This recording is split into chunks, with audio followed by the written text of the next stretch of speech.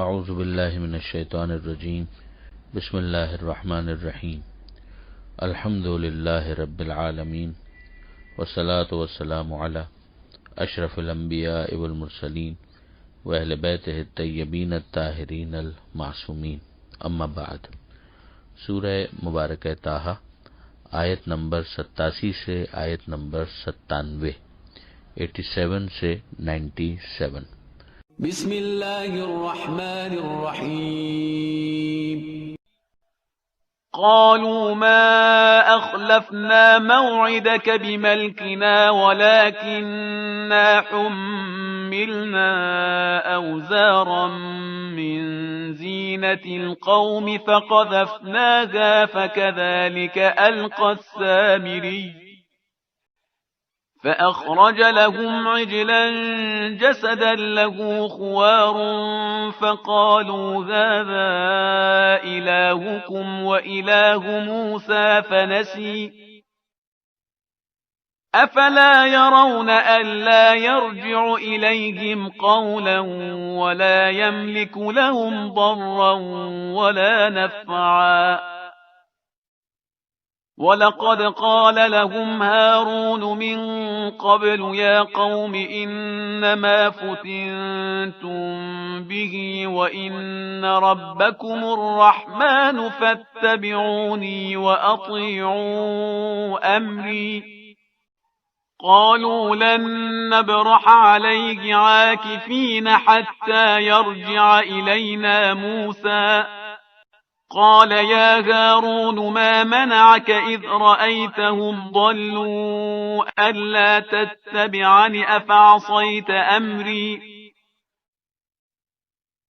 قال يا ابن أم لا تأخذ بلحيتي ولا برأسي إني خشيت أن تقول فرقت بين بني إسرائيل ولم ترقب قولي قال فما خطبك يا سامري قال بصرت بما لم يبصروا به فقبضت قبضة من أثر الرسول فنبذتها وكذلك سولت لي نفسي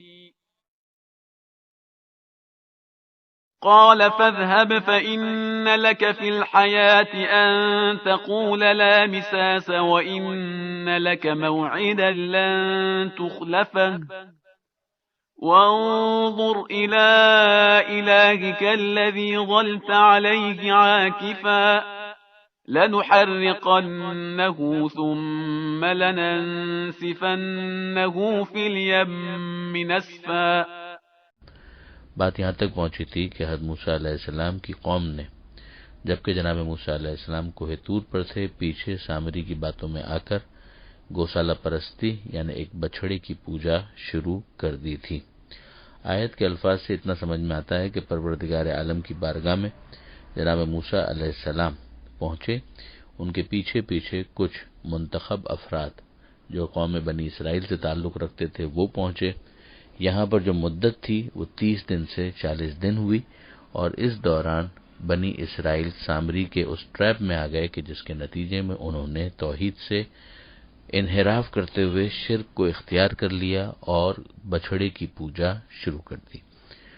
اس موقع پر جناب موسیٰ علیہ السلام انتہائی غضبناک ہو کر واپس پلٹے ہیں اور قوم کو سخت تنبیہ کرنا شروع کی۔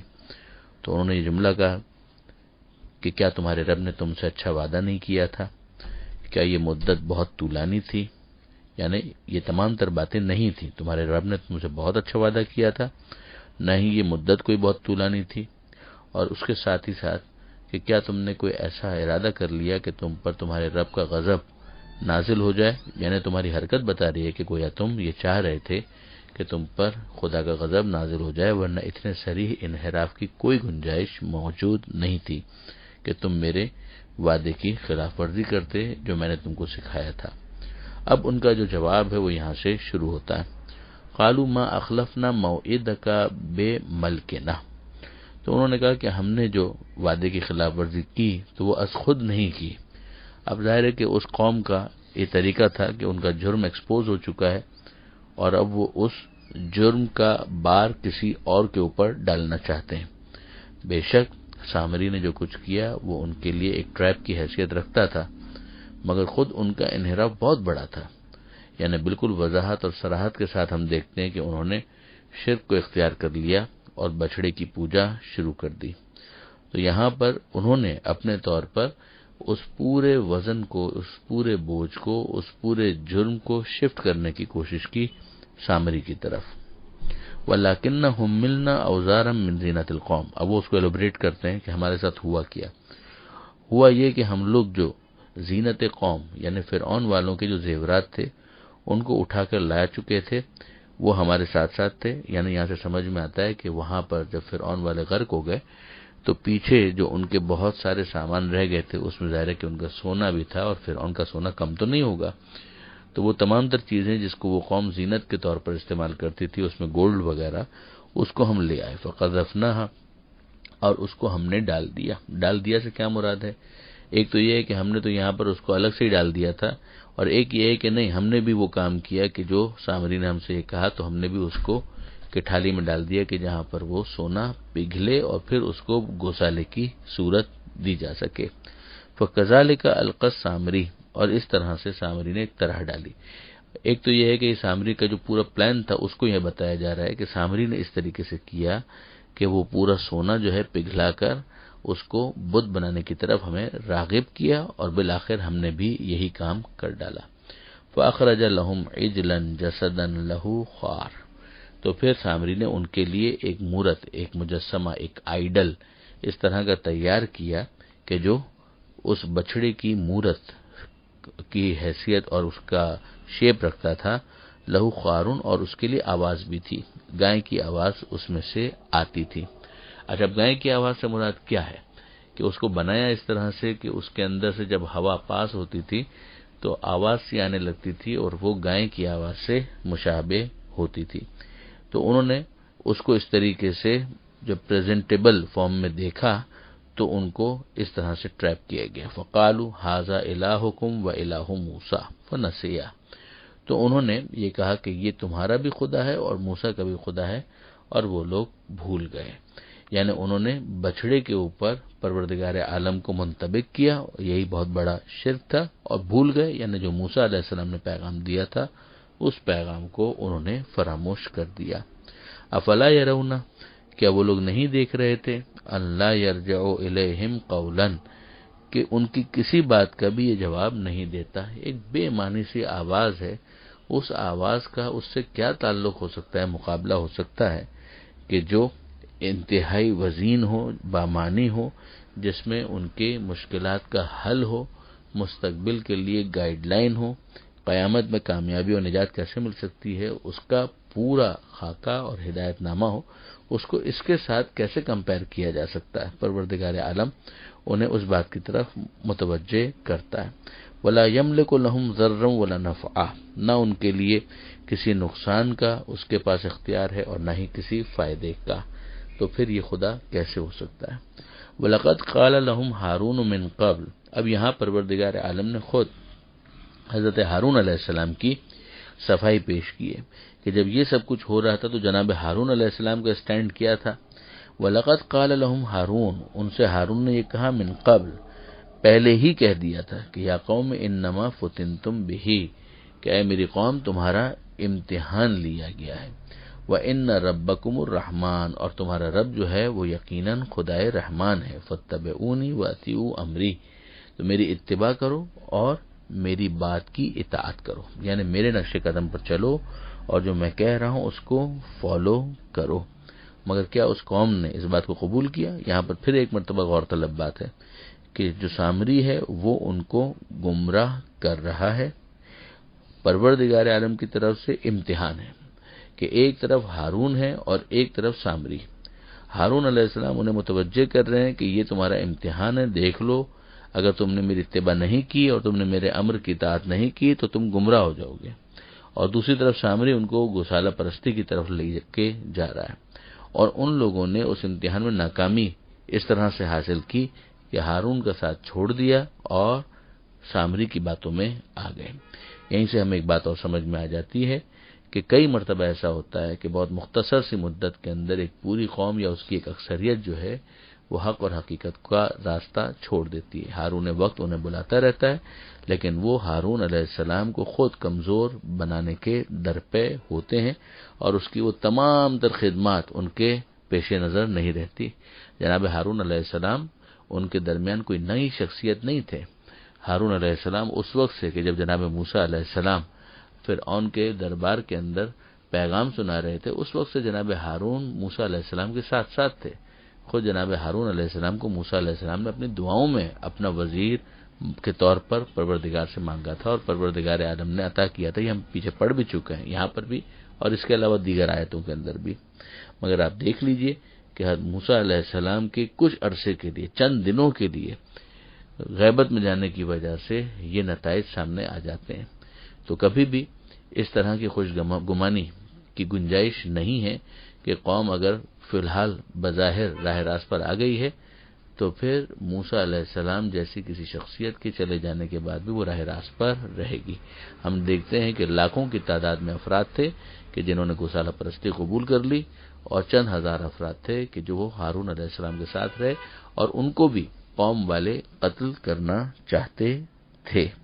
یہاں پر ہمیں اس حدیث کو یاد کرنے کی ضرورت ہے کہ جس میں پیغمبر اکرم صلی اللہ علیہ وآلہ وسلم نے یہ ارشاد فرمایا تھا کہ اے علی، تمہاری مجھ سے وہی نسبت ہے، انت منی بمنزلت ہارون من موسیٰ، کہ جو ہارون کی موسیٰ سے تھی، الا انہ لا نبی بعدی، مگر صرف اتنا فرق ہے کہ میرے بعد کوئی نبی نہیں ہوگا.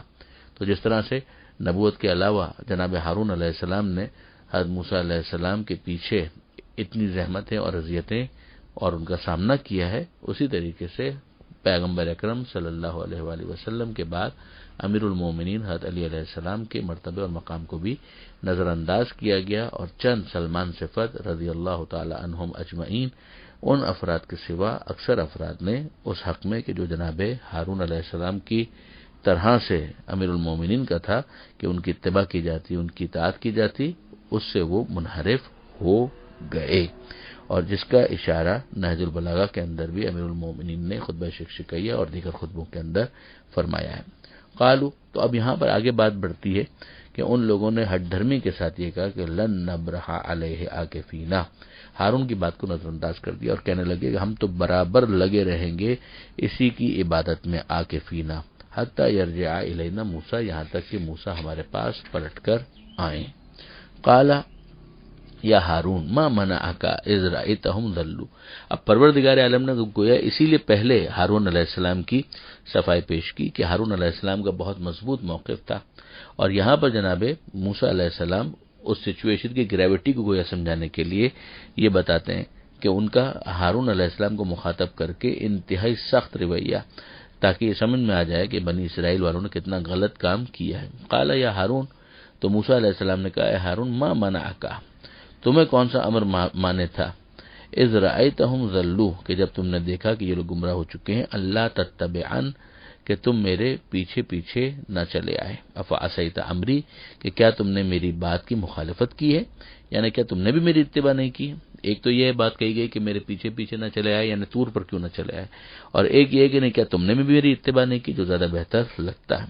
تو جناب ہارون علیہ السلام نے کہا قال یا ابن ام، کہ اے میرے ماں جائے، لا تأخذ بلحیتی ولا براسی، میری داڑھی اور میرے سر کو نہ پکڑیں، یعنی مجھے ملامت مت کریں. یہ محاورہ بھی ہو سکتا ہے اور حقیقت بھی ہو سکتی ہے کہ جس موقع پر جناب موسیٰ علیہ السلام بات کر رہے تھے تو ممکن ہے ایک ہاتھ ان کا حضرت ہارون کی داڑھی پر ہو اور ایک ہاتھ ان کے سر پر ہو، اور عین ممکن ہے کہ ایک محاورہ ہو کہ جس کے ذریعے سے یہ سمجھایا جا رہا ہو کہ آپ مجھے ذمہ دار نہ قرار دیں. انی خشیت ان تقول، کہ مجھے اس بات کا خوف تھا کہ آپ یہ کہیں گے فرقت بین بنی اسرائیل، کہ تم نے بنی اسرائیل کے درمیان تفرقہ ڈال دیا، ولم ترقب قولی، اور میری بات کا خیال نہ کیا. یعنی میں نے کم سے کم اس موقع پر جو بیان کرنا تھا وہ بیان کر دیا، ان لوگوں کو سمجھانے کی کوشش کی، مگر ظاہر ہے کہ ان کو گن پوائنٹ کے اوپر یا فورسفلی مجبور کر کے راہ راست پر رکھنا یہ کہاں میرا ذمہ ہو سکتا ہے. اور میں یہ ڈر رہا تھا کہ ایسا نہ ہو کہ یہ جو انٹیکٹ ہیں وہ کم سے کم یہ متفرق نہ ہو جائیں. اب جناب موسیٰ علیہ السلام نے جو اصل مجرم ہے اس کو مخاطب کیا اور کہا قال فما خطبک یا سامری، کہ اے سامری تیرا کیا معاملہ تھا. قال، سامری نے کہا بصرت بما لم یبصروا بہ، کہ میں نے وہ دیکھا جو ان لوگوں نے نہیں دیکھا. فقبضت قبضۃ من اثر الرسول، تو پھر میں نے لے لی ایک مٹھی خاک رسول کے آثار میں سے. وہ رسول کے آثار میں سے ایک مٹھی خاک، اور وہ کیا دیکھا اس کے بارے میں مشہور قول یہی ہے کہ جناب جبریل علیہ السلام، کیونکہ وہ بھی نمائندہ پروردگار ہونے کے اعتبار سے رسول کہلائے، تو ان کو سامری نے دیکھا تھا، ان کی سواری کو دیکھا تھا، اور اس سے انہوں نے جو آثار تھے، جو جناب جبریل جہاں سے گزرے تھے، ایک مٹھی خاک اس نے وہاں سے اٹھا لی تھی. فنبذتھا، اس کو میں نے ڈال دیا. کہاں ڈال دیا؟ تو وہی کہ جو گوشالہ بنایا تھا اس کے اندر ڈال دیا. تو ایک تو اس کی بناوٹ کہ جس کی وجہ سے آواز سے کچھ پیدا ہو رہی تھی، اور ایک یہ جو ایک مٹھی خاک اس نے لی تھی اس کا کچھ اثر کہ جو جناب جبریل علیہ السلام کی معنویت تھی، لیکن بہرحال اس آواز کے کوئی ایسے الفاظ نہیں بن رہے تھے، مگر بہرحال ایک تفسیر اس کی یہ کی گئی ہے.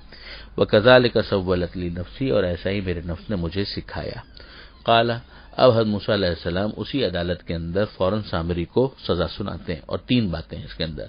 فَاذْهَبْ، موسیٰ علیہ السلام نے کہا جا، تو نکل جائے یہاں سے. فَإِنَّ لَكَ فِي الْحَيَاةِ، باقی زندگی تیری اس انداز سے گزرے گی. أَن تَقُولَ لَا مِسَاسَ، کہ تو یہ کہے گا لا مساس. لا مساس یعنی کوئی مجھے چھوئے نہیں.